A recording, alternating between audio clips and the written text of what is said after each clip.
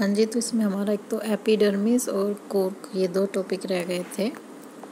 तो एपिडर्मिस क्या होती है? This is the outermost layer of the cell called epidermis. ठीक है, तो ये प्लांट है, जैसे कि ये लीफ है। इसमें मैं सबसे पहले आपको दो चीज़ें बताती हूँ कि दो सेक्शन काटे जाते हैं अगर हम इस लीफ को ऐसे काटते हैं। ठीक है, तो ये इसका कहलाएगा TS, ट्रांसवर्स सेक्शन। ठीक है, या फिर स्टेम देखो आप, जैसे ये आपका कोई स्टेम है, अगर आप इसको ऐसे काटोगे तो ये कहलाता है इसका TS सेक्शन।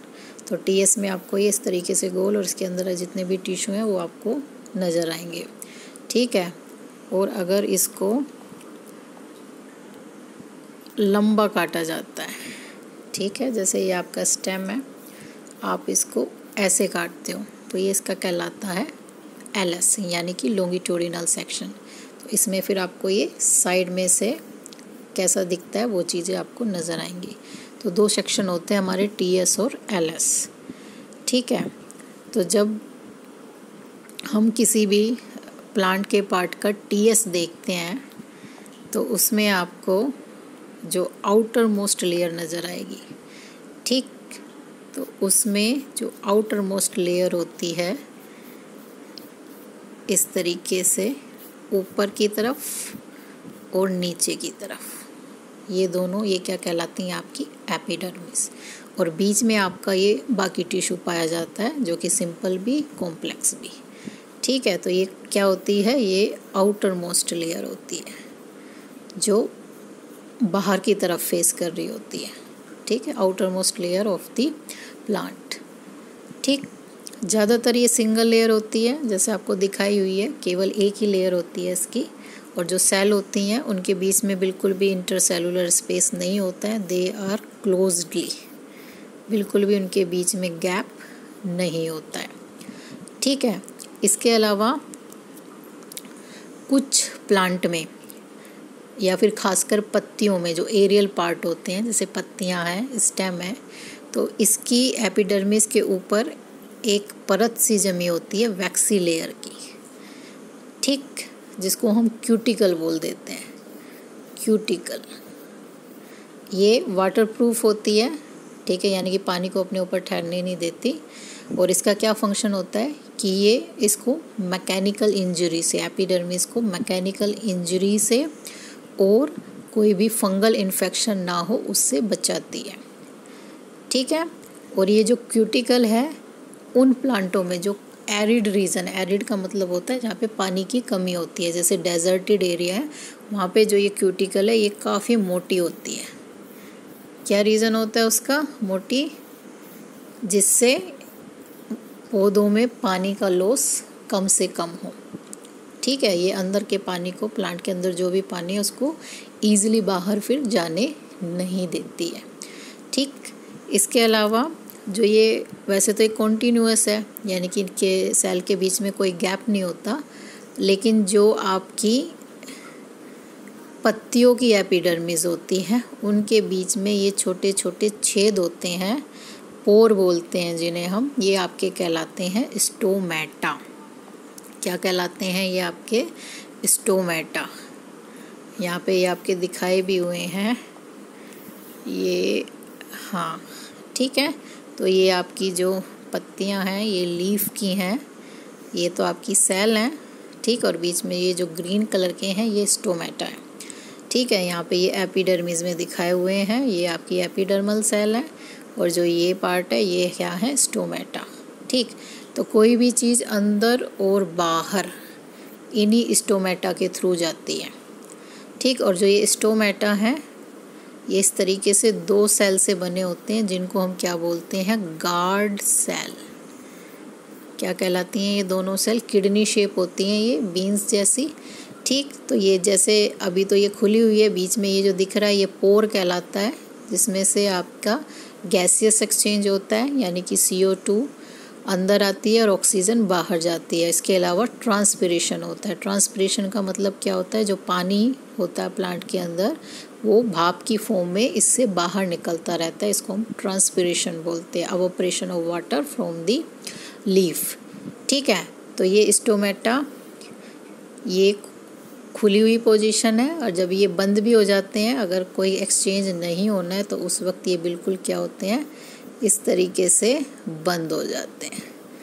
ठीक है, जब ये क्लोज़ होंगे तो नो एक्सचेंज, जैसे रात के टाइम ये ज़्यादातर क्लोज़ हो जाते हैं। ठीक है, तो ये तो हो गया आपका स्टोमेटा के बारे में, और ये हो गया आपका एपिडर्मिस के बारे में। ठीक, और फंक्शन क्या होता है, मेन फंक्शन इसका है प्रोटेक्शन। प्लांट को क्या देता है ये, प्रोटेक्शन। जैसे एपिथेलियल टिश्यू एनिमल्स में प्रोटेक्शन देता है, सेम ऐसे ही एपिडर्मिस का काम क्या है, प्रोटेक्शन देना।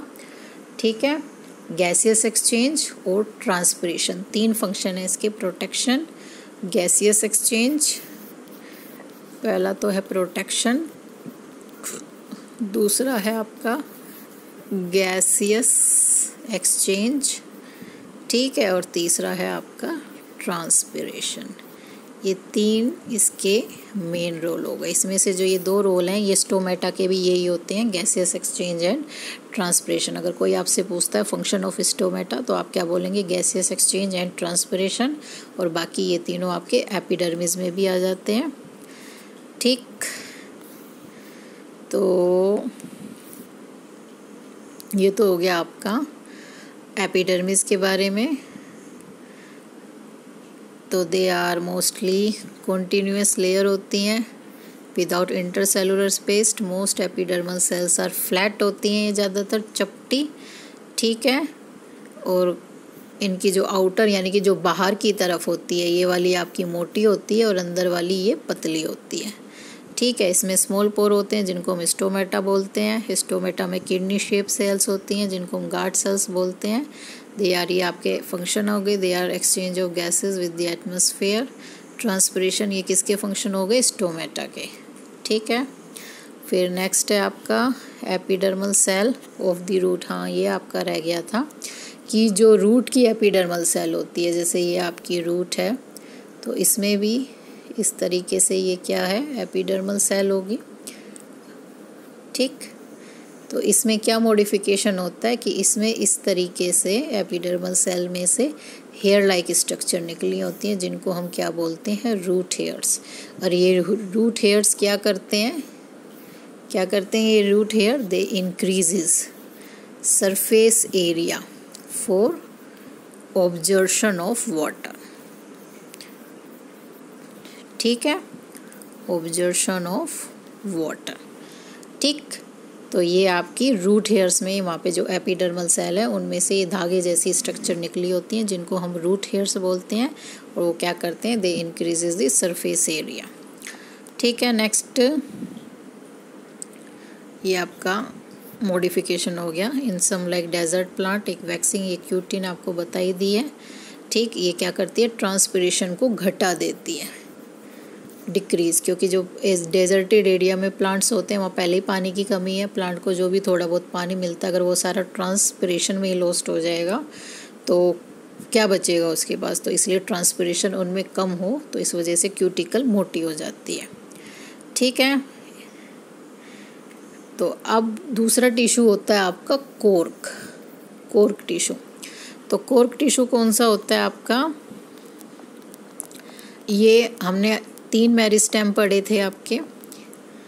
ठीक, एक बार डायग्राम्स आप दोबारा से देखो। जो आपके मेरिस्टेम थे ये थे आपके यहाँ पे। ठीक है, ये मेरिस्टेम है, तो ये आपके एपिकल, ये इंटरकैलरी, और तीसरा था ये लेटरल मेरिस्टेम। ठीक है, तो हम इसके बारे में बात करेंगे। जो आपका लेटरल मेरिस्टेम है, तो जब प्लांट बड़ा हो जाता है, मैच्योर हो जाता है, ठीक, जब प्लांट मैच्योर होने लगता है, इसमें यहाँ पे भी दिखाया हुआ है, तो क्या होता है उसमें, as the plant grow older, तो उसका आपने देखा होगा जब स्टार्टिंग में प्लांट होता है तो उसका तना ग्रीन होता है, पतला होता है। जैसे जब प्लांट बड़ा हो जाता है यानी कि ट्री बन जाता है तो उसका जो तना है फिर वो वुडी हो जाता है। तो वुडी होने का मतलब क्या है, उसमें सेकेंडरी ग्रोथ हो जाती है और फिर आपको उस पर बार्क यानी कि छाल नज़र आती है। तो ये कोर्क होती है ये आपका छाल वाला ही टिश्यू होता है, ठीक है। और इसका काम भी एपिडर्मिस और कोर्क दोनों का जो मेन फंक्शन है वो क्या है, प्रोटेक्शन ही है। ये प्लांट को क्या देते हैं, प्रोटेक्शन देते हैं। तो कोर्क को थोड़ा सा समझ लो आप, जैसे कि ये आपका स्टेम है, तो जब ये बड़ा हो जाता है तो इसमें एक मेरिस्टेम जो कि लेटरल मेरिस्टेम होता है डेवलप होता है, ठीक है।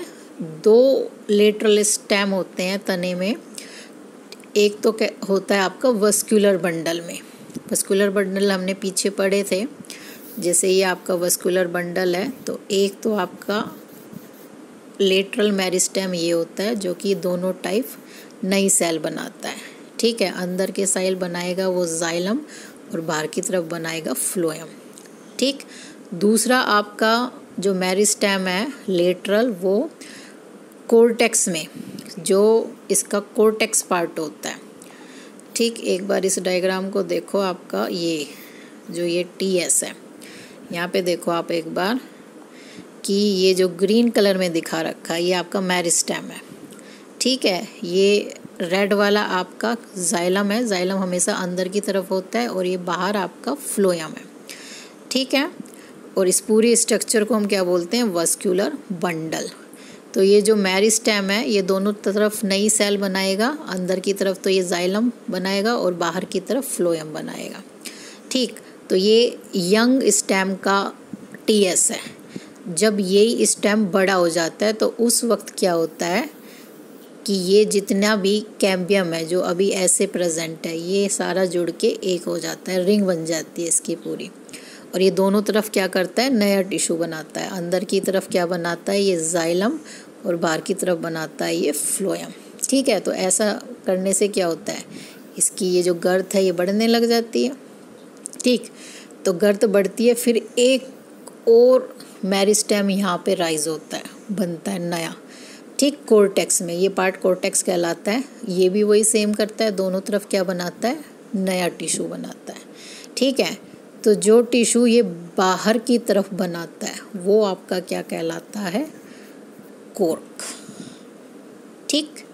तो बाहर वाला जो टिश्यू है, तो इस तरीके से ये बाहर की तरफ जो इसने टिश्यू बना दिया ये आपका क्या कहलाएगा, फिर कोर्क कहलाता है। और ये प्लांट की लेटर स्टेजेस में, यानी कि जब वो काफ़ी मैच्योर होता है तब ये बनता है, ठीक है। और इसको हम बार्क भी बोल देते हैं, जो वृक्ष की आप छाल देखते हो बार्क बोल देते हैं, ठीक है। तो इसका जो मेन फंक्शन है वो भी क्या होता है, क्या देना, प्रोटेक्शन देता है ये प्लांट को।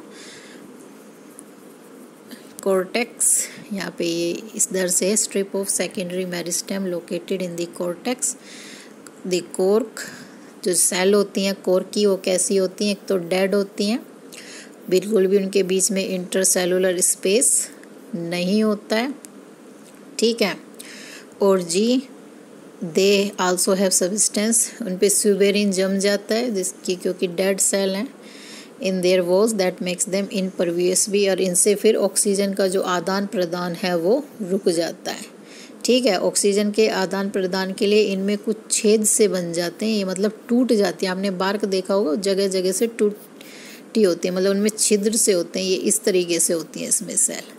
तो ये जो गैप सा बन गया, ये गैप यहाँ से इसमें गैसियस एक्सचेंज होगा, और ये जो गैप है ये आपका कहलाता है लेंटिसेल, ठीक है। तो ये था आपके कोर्क के बारे में। दोनों का मेन फंक्शन प्रोटेक्शन ही है, ठीक। लेकिन जो कोर्क है ये सेकेंडरी ग्रोथ होती है जब प्लांट की, तब बनती है कोर्क, उसमें मतलब पहले नहीं होती है, ठीक है। तो इसमें आपके इन दोनों